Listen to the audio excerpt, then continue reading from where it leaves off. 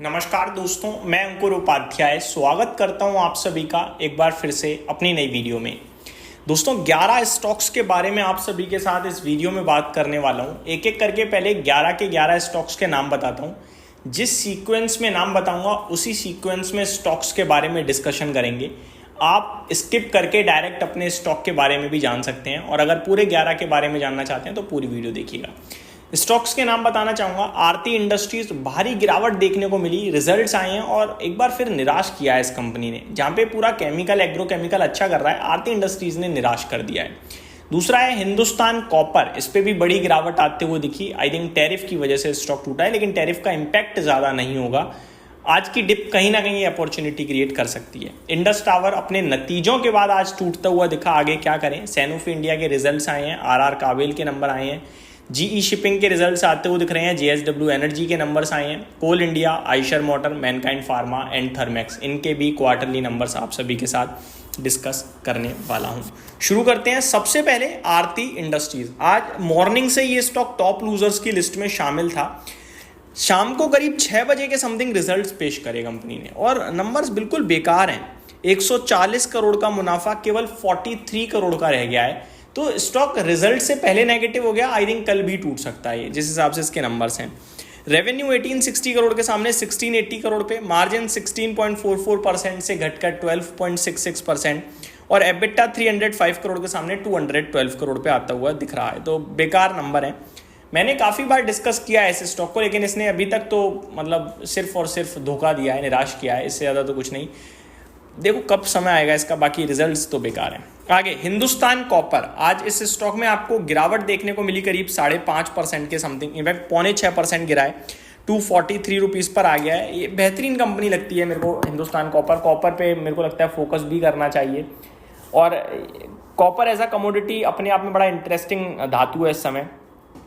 आज क्यों गिरा है, इसके पीछे रीज़न है दोस्तों, ट्रम्प साहब ने जो 50% टैरिफ की बात कर दी है कॉपर पे, कि भारत से जो भी कॉपर इंपोर्ट होगा यूएस में उस पर 50% का टैरिफ लगेगा। और पहले से ही वो कॉपर वगैरह पे टैरिफ लगाते आ रहे हैं, कॉपर एल्यूमिनियम पे। कनाडा पे लगा रखा था, मैक्सिको, अभी भारत पे भी लगा दिया, 50% का लगाया है। लेकिन भारत का कोई ज़्यादा बड़े लेवल पे सप्लाई होता नहीं है कॉपर यूएस में। तो आज ये सेंटीमेंटल नेगेटिव तो था, लेकिन अगर आप इसको एग्जैक्टली फाइनेंशियल टर्म्स पे देखेंगे तो शायद उतनी प्रॉब्लम का विषय नहीं है जितना स्टॉक नीचे आ गया। बाकी बाजार भी थोड़ा पैनिक में ही था आज, तो बनता है। बाकी लॉन्ग टर्म के लिए मेरे को लगता है स्टॉक में इन्वेस्टर्स जरूर इन्वेस्टेड ही रहें।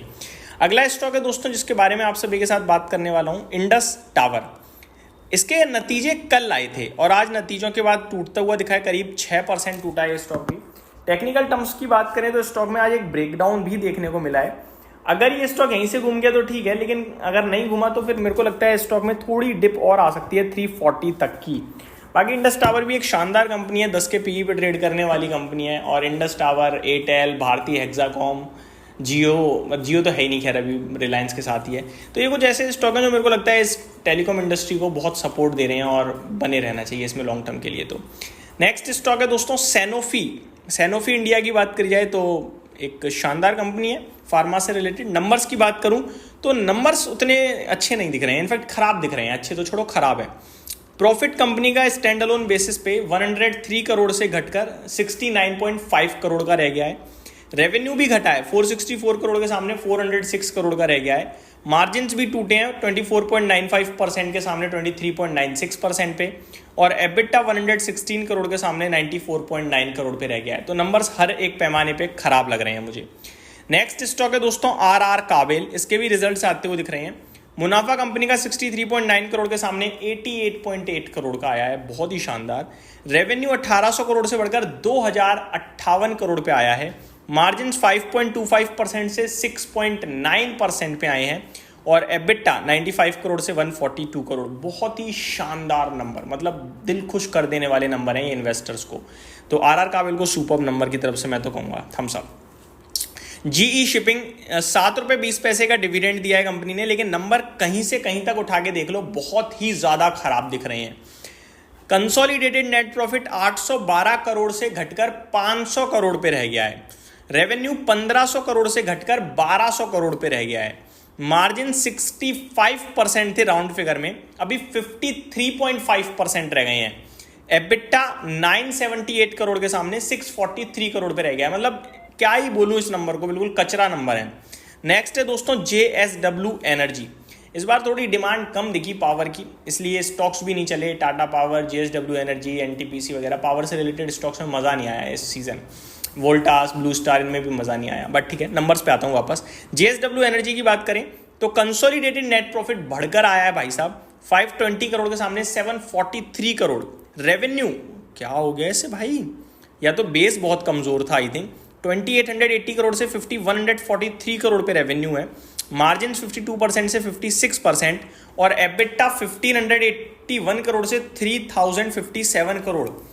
मेरे को लगता है दोस्तों लास्ट टाइम बेस बहुत कमज़ोर था, क्योंकि ये डबल हो रहा है हर जगह, जिसमें ऐसी कोई डिमांड तो मेरे को नहीं दिख रही है। एक बार मैं चेक करना चाहूँगा क्वार्टर ऑन क्वार्टर बेसिस पे भी, क्योंकि इतने तगड़े नंबर तो नहीं। हाँ, क्वार्टर ऑन क्वार्टर सिमिलर है, घट के आया है क्वार्टर ऑन क्वार्टर।